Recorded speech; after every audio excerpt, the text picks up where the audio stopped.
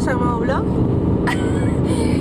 Y no sé si se me verá, pero estamos... ¡Nos vamos a San Sebastián! Y sí, vamos a ir a la presentación de Iria y Selene y sí, vamos a grabar la presentación, pero como siempre no vamos a poder subirla entera porque serían 8 horas y no. Pues tenían ciertos percances. O muchos. Luego enseñamos los outfits. Bastante, así, eso. Si tú estás conduciendo, conduce y yo estoy haciendo esto. Pero ahora ya no, porque está en ruso. Voy a contar la situación. La situación es, íbamos a San Sebastián, todo iba correcto. Hasta y que cuando... el fuego atacó.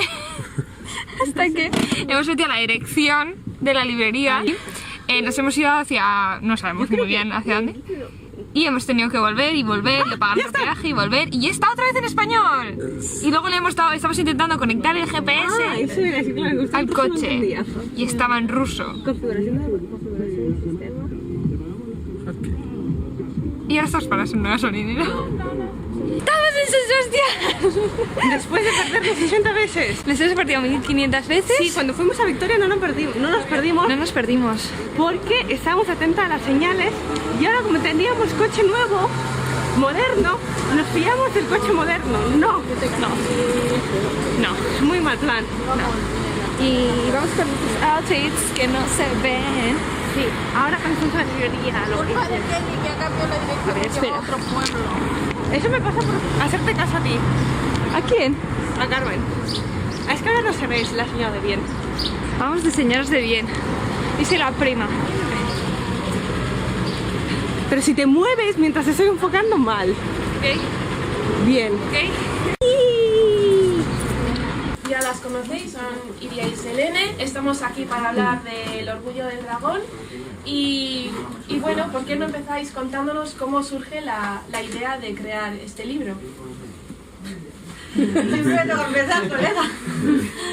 Bueno, muchas gracias a todas por venir. Estáis madrugando un sábado, eso yo lo valoro mucho. En esta gira estamos teniendo la broma de que esta novela empezó con el cabreo. Y en realidad es una broma, pero va completamente en serio. Empezó de estar muy de mala leche un día porque algún señor había dicho por enésima vez que ni machismo ni feminismo, igualdad. Y es como ya, y el feminismo quiere patatas. Miré a Selene y le dije, es que alguien tendría que enseñarle a los hombres lo que es vivir en nuestra piel y vivir como hemos vivido nosotras históricamente.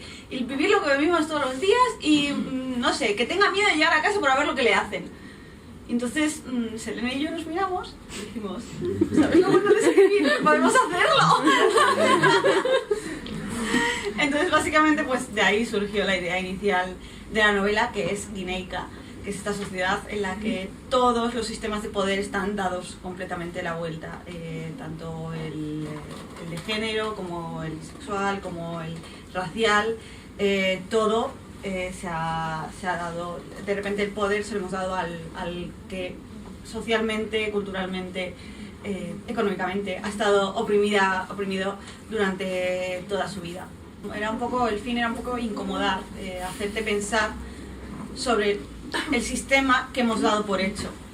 Y bueno, parece que lo estamos consiguiendo porque de hecho mucha gente se está sintiendo, ya no solo hombres, sino mujeres que se dan cuenta de hasta qué punto hemos normalizado nuestra propia violencia, porque de repente ven Guineica, ven situaciones que ellas normalizan día a día en su vida, de hombres, por ejemplo, mandándolas callar o haciéndolas de menos, o diciéndole tú por ser mujer no puedes hacer X o no puedes hacer Y, etcétera, y que de repente lo ven en Guineica y se dan cuenta de que eso lo han normalizado en su vida solo por el hecho de ser mujeres, porque es lo que culturalmente nos han enseñado, que por ser mujer vas a tener ciertas limitaciones.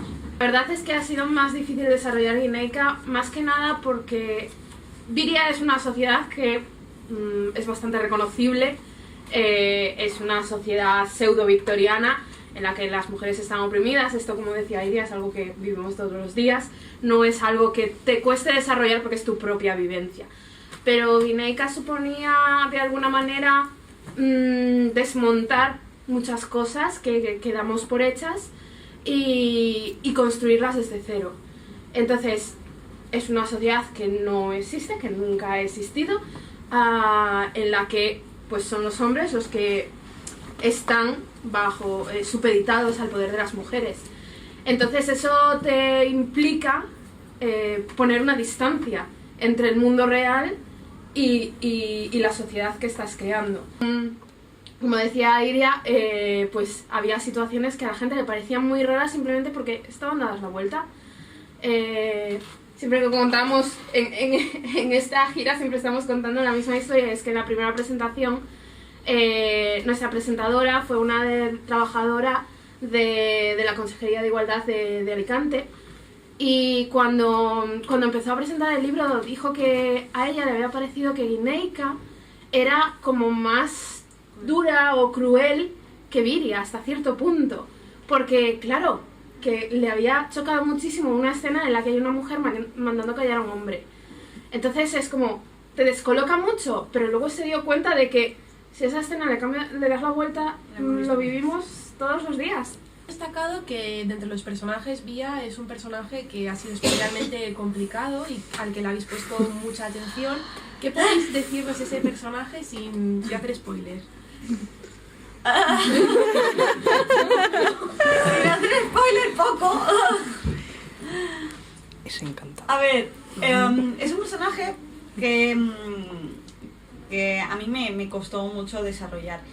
Me alegro mucho de haberlo desarrollado y todo el mundo nos está felicitando particularmente por ese personaje, entonces pues digo, bueno, pues ni tan mal, pero sí fue muy muy complicado de desarrollar porque es un personaje que como que... Yo siempre digo que hay dos tipos de personaje, ¿vale? Un personaje que se presenta ante ti tal y como es todo el tiempo, que sería Valeria, pero Vía... Es un nombre. Es un personaje que esconde demasiado. Y los personajes que esconden demasiado, a veces ni tú mismo sabes cómo van a salir. Y ni por dónde. Y Vía es además una contradicción constante. Es un personaje muy muy complicado de hacer. Y para entender por completo cómo pensaba, cómo era, etcétera, yo tuve que, antes de ponerme a escribir la novela, escribir un archivo de 15.000 palabras solo de Vía. Y de lo que había sido la vida de Vía antes de empezar la novela. ¿Un personaje que haya sido especialmente bonito de desarrollar, que hayáis disfrutado muchísimo? ¿El favorito? Me hace gracia la elección del bonito de desarrollar. Que hayáis disfrutado, no que hayáis escrito algo que sea muy doloroso y...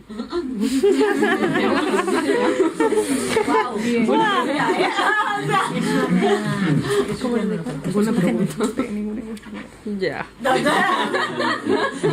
Bonito no, pero a mí me gustó mucho desarrollar a Arabella, que está ahí como capitana del ship y que se escribe fanfics mentales.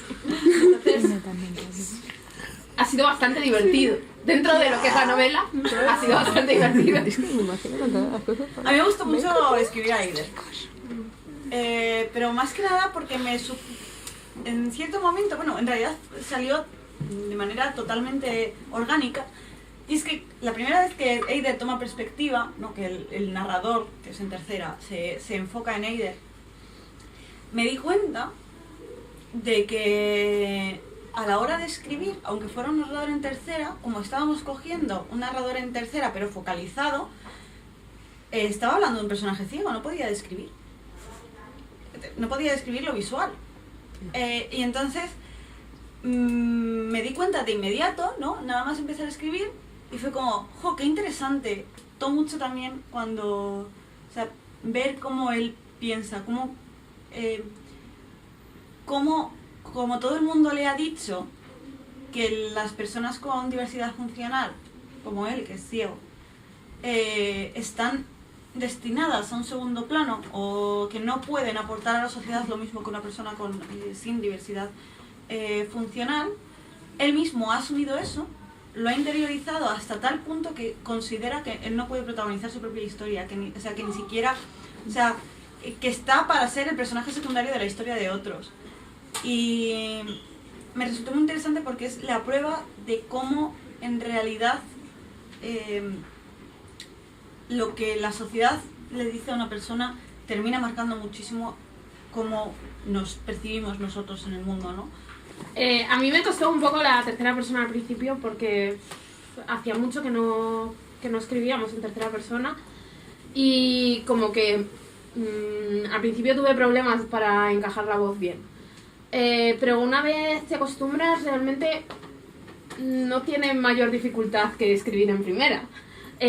Simplemente que coges un poco más de distancia con los personajes. Y también, claro, al haber tantísimos personajes no podíamos ponerlo en primera persona porque hubiera sido un completo caos. Probablemente hubiera quedado un libro muchísimo más gordo porque necesitas más espacio para desarrollar la voz propia de cada personaje. Mira, si ya era complicado escribir a Vía en tercera, escúchame, yo no me meto en la cabeza de Vía ni que me paguen. O sea, paso. Ahora vamos a hablar de una cosa que a mí me ha encantado, que es el simbolismo que hay en el libro. Ya solo en algunos nombres o en las partes del propio libro, en los títulos. Lo de los nombres, ¿te refieres por el perro que se llama perro? Alguno más también. No fue muy simbólico. Los días del calendario de Guineica. Yo dije ayer en Victoria que yo estaba, o sea, cuando estábamos buscando lo de los meses, sabíamos que iba a ser utilizando palabras vascas, pero todavía no sabíamos cuál. Yo dije, bueno, puede ser 1 al 12 y listo. Y cuando me convencí fue cuando vi que el segundo mes se llamaría Vi y dije, o sea, vamos a tener un mes que se llame Vi, sí lo vamos a hacer, ya está. O sea, del 1 al 12 y listo, nadie me va a quitar esto. Entonces, no fue demasiado, en plan, serio el tema. Pero es que muchas veces la gente espera cosas serias de nosotras y nosotras estamos esperando a ver cuándo se cansa la gente, ¿no? En plan de, llevamos 10 libros, deberíais haber dejado de tener expectativas. O sea... Ni corazón ya tenemos. ¿Por no tener? Euskaraz tenéis ahí un subtexto que el resto del mundo no entiende. ¿Sabías? Era para venir aquí a País Vasco y deciros... tenéis una lectora superior de este libro. O sea, ¿y hay alguna escena que haya sido verdaderamente dolorosa y que os haya costado mucho escribir? el capítulo 27. Me emocioné. El capítulo 27 que además hiciste el otro día en plan de... Pero capítulo 27. tienes expectativas y te emocionas. El capítulo 27, para quien cuando leáis el libro pues ya sabréis lo que pasa y los que ya habéis leído el libro pues ya lo sabréis. Es un capítulo en el que por supuesto está Vía, entonces es un personaje, es un capítulo particularmente complicado. No es particularmente complicado, lo que pasa es que a mí me pareció... Para mí es el capítulo más importante de la novela, o sea, uno de los capítulos más importantes y el más importante para Vía. Escena que le ocurre a un personaje que realmente no es muy importante, es un personaje secundario y que yo creo que es un miedo que hemos vivido todas. Y me dejó un nudo en la garganta. Se recreó muchísimo en esa escena. O sea, ¿verdad que no? No. Pues sí. Para mí ha sido impactante. Pero bueno. Sí, a mí me gusta mucho esa escena también, ¿eh? Que algún personaje ha robado el protagonismo a los demás, pero bueno. A ver, Vía y Nate son los mayores de la escena de toda la novela, en plan de... Todo el mundo tenía que tener la misma importancia y Vía y Nate dijeron... Y luego, Valeria. O sea, Valeria de repente eso aparece a mitad de la novela y Valeria tenía que tener 2 frases en la novela. Literalmente estaba planteada como que tuviera 2 frases para ser un guiño a Natalie Clifford Barney, que es una, fue una autora del siglo XIX que se dedicaba a empotrar a otras mujeres y una señora de bien. Pues era muy feliz. Había personajes que iban a ser mucho más importantes, que tendrán que serlo en la segunda parte porque ya no nos quedaba espacio. Había personajes que ni siquiera sabíamos que iban a salir. Y los vínculos entre los personajes, de hecho, hay algunos que teníamos muy claros. Por ejemplo, el vínculo entre Vía y Nate, el vínculo entre los hermanos Lavalle, obviamente. Pero otros que, la verdad es que salieron a medida que escribíamos.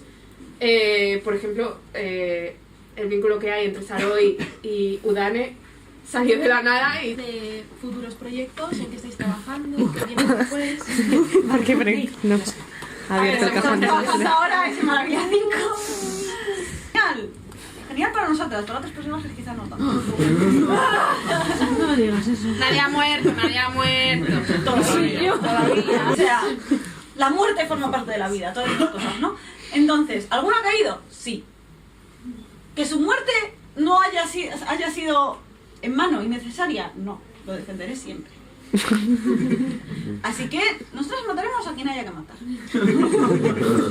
¿No nos falta matar? Pues no nos mataremos.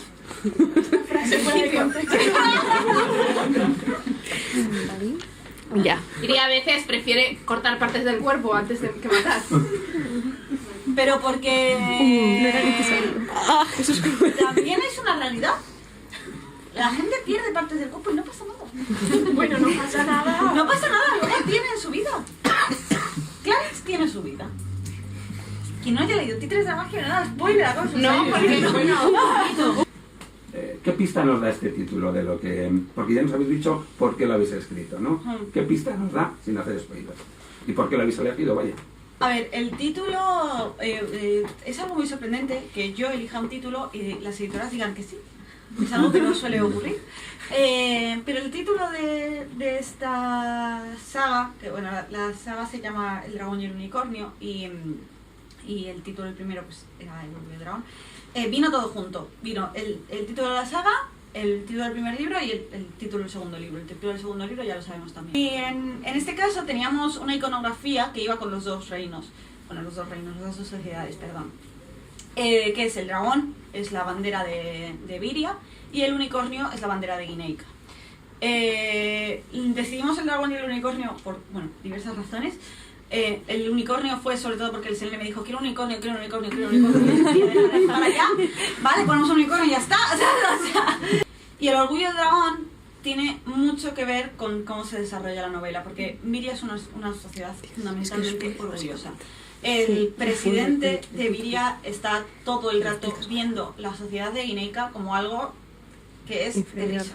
O sea, pero es que es la superioridad moral que hay actualmente en nuestro mundo, sobre todo con lo que hacen las mujeres. Lo que habéis venido escribiendo hasta ahora, ¿qué os lleva de repente un día a decir, pues ahora vamos a escribir steampunk, que es algo que se parece mogollón a todo lo que hemos escrito hasta ahora? Pues precisamente no se parece en nada a lo que hemos hecho hasta ahora, ¿no? Pero pasó un poco también con antihéroes. Y de repente, de esa diversión, de esa ligereza, nos vamos a el steampunk, de dos sociedades bastante crueles. Pero es que para nosotras la gracia es eso, hacer siempre algo que todavía no has hecho, o intentar ver qué es lo siguiente que puedes hacer, porque si siempre haces lo mismo al final también te cansas. Por la forma en la que ha terminado el libro, o sea, del capítulo 40 en adelante, cuando hayas hecho así, ¿nos podéis decir...? ¿O así? No. ¿Nos podéis decir algo del segundo libro sin hacer spoilers? Es que es muy complicado hacer spoilers. Selene, te lo pregunto a ti. Es complicado hacer spoilers teniendo en cuenta cómo acaba el libro, o sea... Tenemos algunas ideas, pero todavía tenemos que sentarnos un día delante de nuestra pizarra y decir, ok, ¿qué puntos sabemos que vamos a utilizar?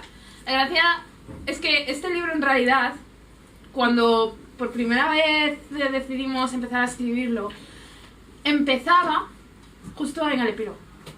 O sea, el capítulo, el último capítulo era el principio. ¡Madre mía!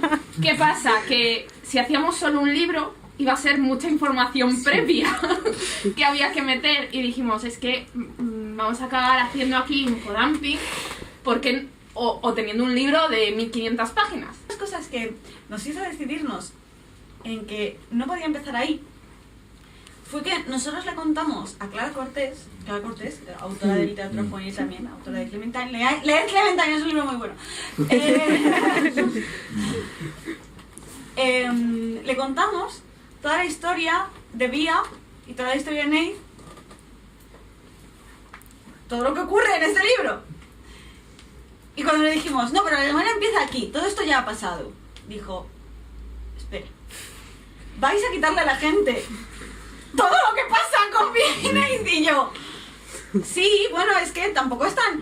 Me dijo, amigo, es que es eso. O te denuncio yo.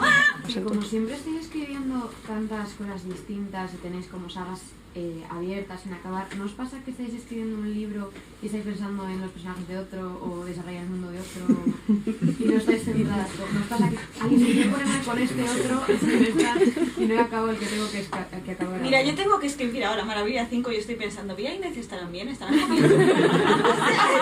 Luego, ¿qué pasa? Que luego aparecen Niña Ismael y dicen, perdona, acuérdate otra vez de nosotros. Y yo digo, es verdad, chicos, lo siento.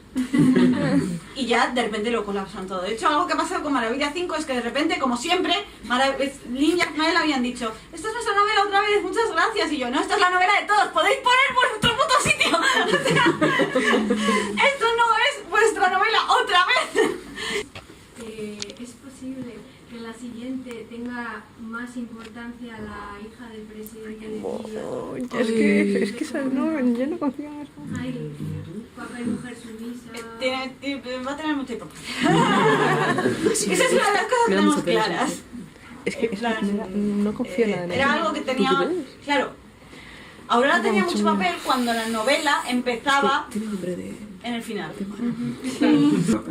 Claro que no os queréis limitar, pero claro, a los lectores y lectoras tampoco nos gusta limitarnos y también lo agradecemos, ¿no? Entonces, ¿por qué creéis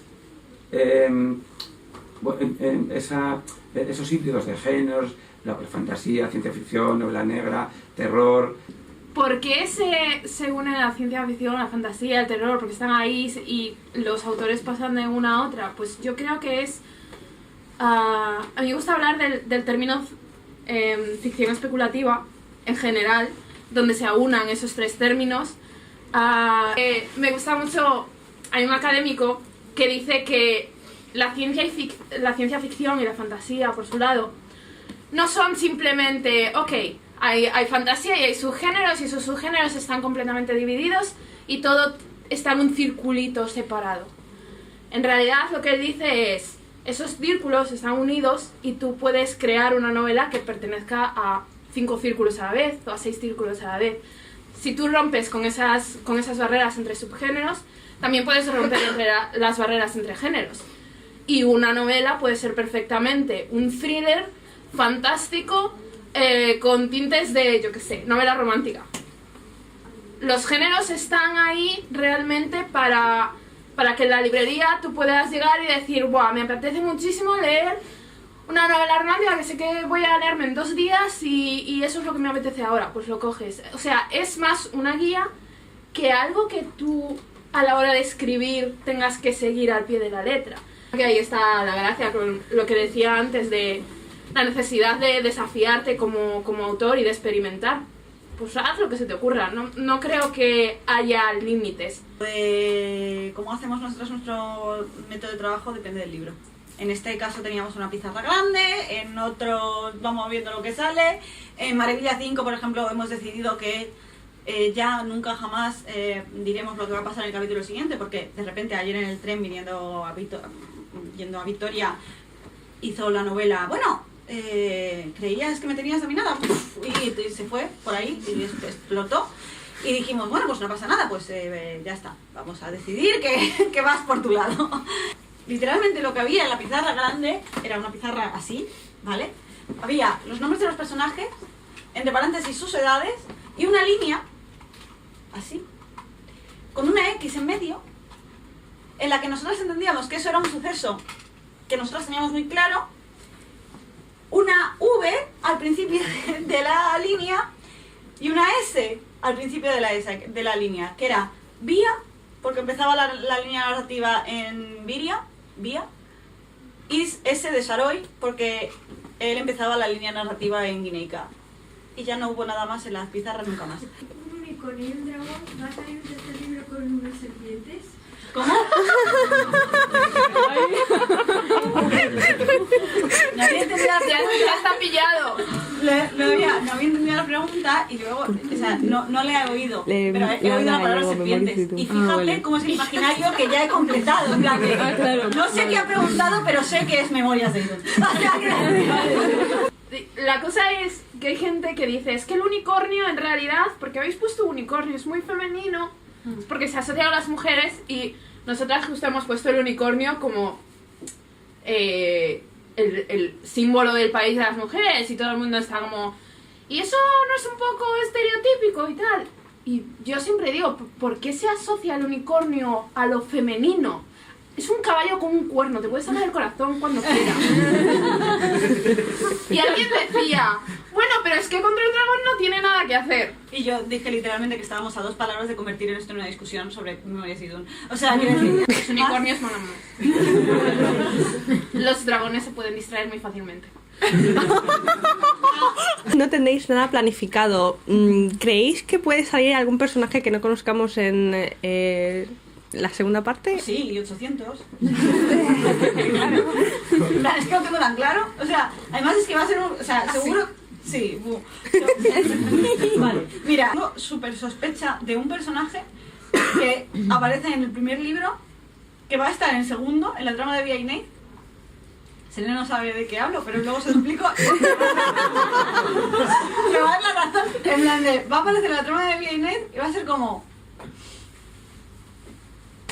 Pues aquí está. Esta es la cara que tenemos todos. Ahora, Selene, ahora sabes lo que sentimos. Bueno, quien haya leído el primer libro, voy a decir simplemente un nombre, ¿vale? Entonces no lo vale. Strauss, estoy convencida de que... O sea, estoy convencida, sí. No. Sí. Además ya lo habíamos hablado de que... No. No nos habrá pasado 1000 veces. Quiero decir, en Maravilla 5, que es la historia de todos, hay un personaje nuevo. O sea, quiero decir... Vaya. Ese nota no me lo esperaba. Joder, Brianna, tío. Ah, vale. Vale. Tenemos que decir que si en algún momento los planos han sido como... Es porque esta está estornudando o cambiando la pierna de lado, que eso, obvio, pero... Sí, o si no, porque iríais a nos han dado un susto, en plan... ¡ah! Sí, pues muy contentos de que hayan visto la reseña de nuestra, en nuestro canal. Y eso. ¿Y qué más iba a decir? ¿Iba a decir algo? No me acuerdo. Que bueno, que como siempre las presentaciones de Disney son como... Yo salgo así salgo. He de decir que... Iría no se ha marcado el típico discurso que se suele marcar. Ya. Siempre se marca el Al discurso, principio plan- parecía que iba a ser el plan del discurso y luego no. Pero es que, a ver, realmente con este libro ya es suficiente discurso, por así decirlo, ¿sabes? Entonces, eso. Y no sabemos si en algún momento habrá habido algún spoiler, lo sentimos. Por ello, nada más que decir, que vamos de señoras de bien, hemos tenido hasta una fotosesión en esta calle tan bonita. Sí, la verdad es que San Sebastián es muy bonito. Es muy bonito. Nada como Bilbao, pero es muy bonito. Nos veremos en el próximo vídeo, que ya el siguiente será ya para Maravilla 5. Sí. Y nada, no tenemos nada más que decir, que nada. Que hasta la próxima. Adiós.